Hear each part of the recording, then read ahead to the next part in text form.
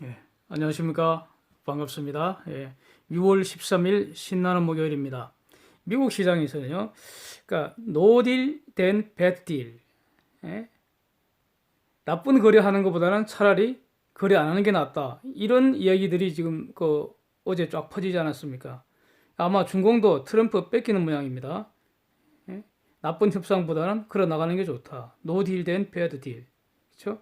이거는 트럼프 전문인데 트럼프는 중공에 대해서 미국 요구 100% 수용하든가 아니면 말든가 양자택일하라고 지금 공격하고 있고요. 중공도 자기들이 말하는 핵심 이익은 결사항전이라 하겠답니다. 그러면 죽어야지 어쩌겠습니까? 예. 무역전쟁 완화 기미 안 보이는 가운데 주가는 이제 이틀간 약보합권 보였습니다. 금리 인하 기대감 더욱 높아지고요. 그래서 하방 경직성 보이고요. 그래서 한마디로 이거는 아마 기간 조정 아닌가 이렇게 보여집니다. 오늘은 이제 반도체 주가 하락이 주도했고요. 반도체. 은행주도 앞에서 끌어내렸습니다. 네, 채권 수익률은 좀 내렸는데 단기물이 더 크게 내렸습니다. 결국 그 채권 수익률 역전 현상이 정상화되는 과정이라고 저는 해석하겠습니다. 패드의 기준금리 인하 확률은 더 높아져서요. 7월 컷 확률 85%에서 거래 중입니다. 눈으로 이제 그래프 한번 감상해 보십시오. 환율은요. 한국은행이 기준금리 인하 가능성을 이제 힌트를 냈습니다. 놀랄 일 아니고요. 금리 결국 내릴 것이고 그 다음에 내려봤자 별 효과 없을 것이다. 다만 환율 상승 요인이 될 거다. 제가 이렇게 수시로 말해왔습니다. 금리 인하 가능성 이것 때문에 환율이 좀 올랐습니다. 원화 환율이. 유가는요. 그 사우디 등 오펙 플러스가 감상 연장한다고 해도 미국 원유 재고가 220만 배럴 크게 늘어나면서 유가는 다시 폭락세 보였습니다. 지금 한번 보십시오. 베네수엘라, 이란, 리비아 이 등의 그 원유 공급이 시장에서 싹 사라졌습니다. 그래도 원유가 하향 안정세 보이고 있습니다. 이걸 주목하셔야 합니다. 그래서 원유 선물 인버스 ETF 저는 그 이익 실현하지 말라고 말씀드리고 싶습니다. 그리고 이제 지금부터 조금씩 원유 선물 ETF로 그 해지하면서 한번 최소한 한 45%까지 신나게 놀 수 있지 않을까 이렇게 생각됩니다. 네. 그 유가 이렇게 폭락을 했지만요. 이와 관련해서 별도 영상을 올릴까 말까 많이 고민을 하는데 저는 올릴 필요 없다고 제 생각됩니다. 대략 한 달 전인가 두 달 전쯤에 제가 올린 유가 분석한 마지막 영상 그 견해 아직 그대로 유지하겠습니다. 예, 안 보신 분들 한번 참고하시면 많이 도움이 되리라고 봅니다. 만약 그 유가 시장 변곡점이 보인다면 바로 분석 영상 올리겠습니다. 네. 데이터 보면은요, 중공의 그 소비자 물가지수 2.7% 치솟았습니다. 2월에 1.5%였고요. 아마 이게 15개월 내 최고치라고 합니다. 돼지고기 값이 폭등세랍니다. 예. 이게 지금 그 중공 물가는 소비자 물가 지금 매월 가파르게 물가가 오르고 있습니다. 이에 비해서 미국 소비자 물가 지수 1.8% 매우 안정적이고요. 4월보다 내렸습니다. 그래서 경제는 말이 아닌 데이터로 판단해야 합니다. 인도의 산업 생산, 제조업 산출 모두 크게 늘었습니다. 거의 폭등세 수준입니다. 산업 생산 보면은요, 연율 0.8% 예상에 3.4% 발표했습니다. 저는 중공 대체 시장으로서 인도, 베트남, 인도네시아, 인도 태평양 지역 경제 이런 그 경제 활동 주목하고 있고요. 지속적으로 지금 추적하고 있습니다. 자, 오늘의 쟁점 한번 정리해 보겠습니다. 패드의 기준금리 인하 가능성 더욱 높아졌습니다. 그러니까 아틀란타 연방은행의 GDP Now라는 모델이 있는데 2분기 GDP 성장률 1.4% 지금 제시하고 있습니다. 얼마 전에 그 1.2%인가 이렇게 제시하고 그랬었는데 지금 약간 올라온 겁니다, 이거. 네. 1분기 3.1% 성장했잖아요. 그러니까 슬로우 다운 된 거 분명합니다. 그렇죠? 분명합니다. 그다음에 물가 지표는 하향 안정 명확하고요. 그다음에 어제는 그 로스 상무장관이 블룸버그 TV에 인터뷰를 하면서 패드가 지난 4분기 금리 인상은 확실히 그 미숙한 것 같다. 프리머튜어 실수했다 이런 취지로 비판을 했습니다. 그래서 이건 뒤집어 말하면 최소한 25bp 정도는 가급적 빨리 내리라는 어떤 그 의견을 표시한 거 아닌가 이렇게 보여집니다. 그래서 다음 주 이제 패드가 열리지 않습니까? 과연 무엇을 주목할까요? 어? 최소한 두 가지는 분명해 보입니다. 성장률 슬로우 다운 된 거, 이거 분명히 볼 거고요. 오늘 발표된 인플레이션 지표 분명히 볼 거고요. 플러스에서 뭘 볼까요? 저는 미중 전쟁 격화 양상, 이걸 보지 않을까. 지금 둘이 엄청 싸우고 있잖아요. 점점 격화되잖아요. 예. 그러니까 단순한 무역 분쟁이 아니라 이 분명히 패권 전쟁의 일환이라는 게 점점 더 확실해지는 것 같지 않습니까? 그렇다면은 패드는 금리 컷, 그다음에 QT를 멈추고 QE 시사할 가능성 점점 더 높아지고 있는 것이죠. 그래서 어제까지 그 로이터 보도는 아마 다음 주 금리 인하 가능성은 힘들 것 같고 7월 달에 그 금리 컷할 확률이 지금 85% 이상으로 계속 매일매일 올라가고 있다는 겁니다. 이렇게 보도를 하고 있습니다. 7월 달에 금리 컷을 한다면은 금년 중에 최소 2번 또는 3번 그 컷할 확률이 더 높다 이런 뜻입니다. 자, 그래서 저는 여전히 아직도 다음 주에 컷할 가능성을 아직 미련을 버리지는 못하고 있는데요. 예, 근데 6월 달에 하느냐, 7월 달에 하느냐는 그건 뭐 본질적으로 중요한 건 아니라고 보고요. 그러니까 패드의 그 워딩이 더욱 중요하다고 보겠습니다. 예.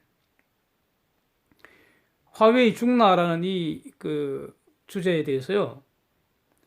OS라는 게 바로 오퍼레이팅 시스템이라고 합니다. 특정의 그 전자기기를 작동시키는 소프트웨어 체계. 제가 이렇게 디파인 하는 겁니다. 예, 저희 디파인입니다. 아주 깔끔하잖아요. 예, PC나 노트북 이런 거 과거에는 DOS라고 했습니다. 디스크 오퍼레이팅 시스템. 지금은 윈도우잖아요. 그 다음에 이제 스마트폰에서는 안드로이드고요. 이런 게 다 대표적인 것이고요. 예, 그런데 가령 그 자동차에 그 자율주행차가 나온다면 자동차용 오퍼레이팅 시스템 또 나올 수 있습니다. 그러니까 만약에 그 5G 어떤 그 특별한 그 네트워크 장비가 있다면 그 장비를 작동시키는 오퍼레이팅 시스템도 당연히 있어야 되고요. 그러니까 특정의 전자기기를 작동시키는 소프트웨어 체계를 OS라고 하는데 가령 폰에 OS가 없으면 깡통보다도 더 쓸모가 없게 되는 겁니다. 그래서 화웨이가 안드로이드를 사용 못하면은 분명히 뭔가 있어야 되거든요. 그래서 자기가 자기 저거들이 만든 홍멍인지 멍멍인지 뭐 자랑질을 하더니 러시아용 5G 폰에는 러시아 OS 오로라를 사용한답니다. 이게 무슨 말인가요? 지가 없다는 거죠, 뭐. 예, 있다고 해도 갈라파고스 버전이거나 지구촌 변방 5G에서 저것끼리 사용하는 거죠. 이게 망하는 모습이라는 겁니다. 어떤 사람은 기술이 이원화되어 갖고 각자 독자 발전한다는 이런 덩신들도 있습니다. 그런데 그런 일은 없을 겁니다.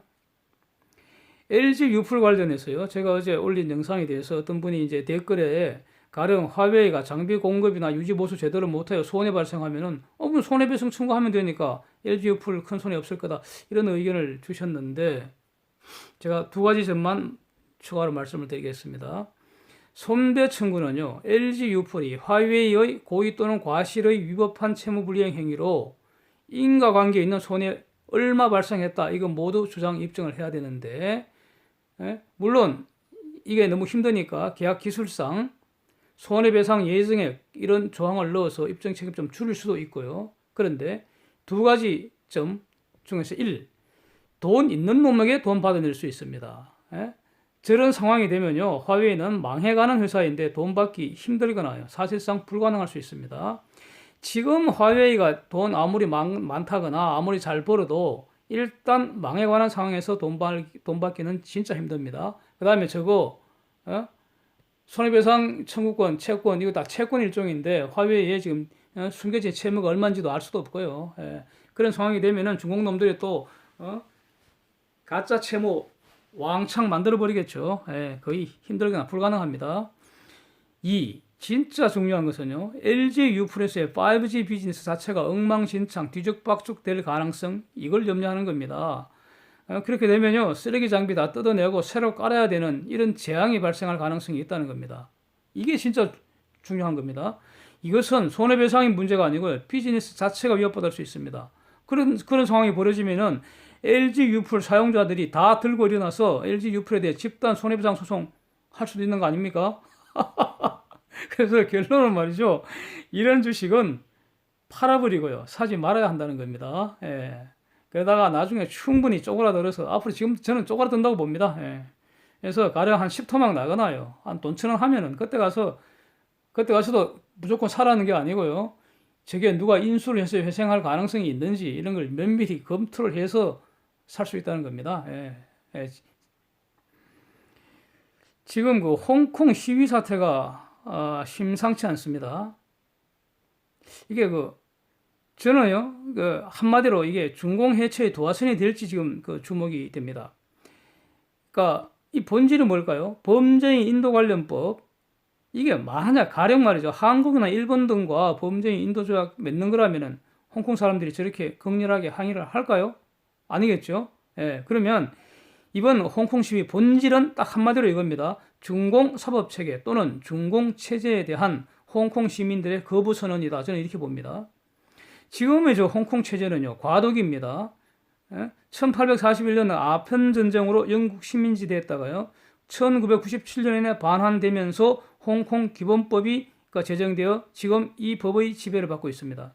그래서 이거는 외교, 국방 외에는요, 광범위한 자치권 누리고 있습니다. 그래서 일국 양제 이렇게 말합니다. 2047년에는요, 이 기본법 실효됩니다. 이 기본법이 영국법이 아니고요, 한시법이라는 겁니다. 그 이후에 홍콩 문명은 모릅니다. 중공은요, 자유민주주의나 권력 분립이나 사법권 독립 이런 거 없습니다. 법원이 공산당 밑에 있습니다. 인민위원회 하부 조직입니다. 즉 공산당이 지배하는 당치이고요. 종신 독재자가 지배하는 인치입니다. 부패한 관료가 지배하는 관치, 인권 말살 체제입니다. 그래서 당치, 인치, 관치라고 제가 계속 말씀드리고 있는 겁니다.